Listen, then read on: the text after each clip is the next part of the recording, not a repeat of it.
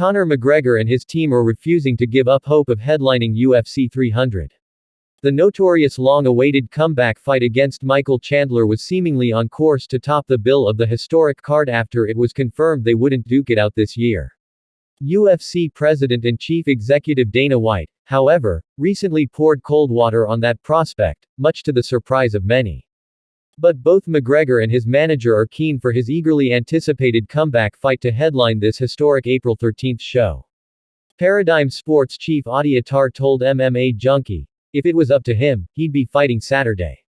So ultimately we're just trying to make sure we're doing everything right and following all the standard operating procedures to get him back in the octagon as soon as possible. UFC 300 would be amazing, and obviously we're pushing as hard as we can to make that happen. Ultimately, it's going to be an exciting 2024 for his return. Former three-time Bellator lightweight champion Chandler was officially announced as the opponent for McGregor's comeback in February.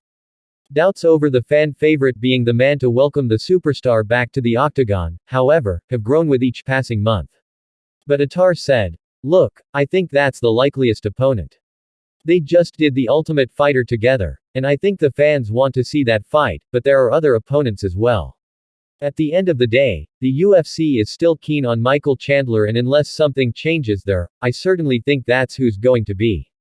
Former two-division champion McGregor hasn't set foot inside the octagon since breaking his left leg in his trilogy fight with Dustin Poirier 2.5 years ago.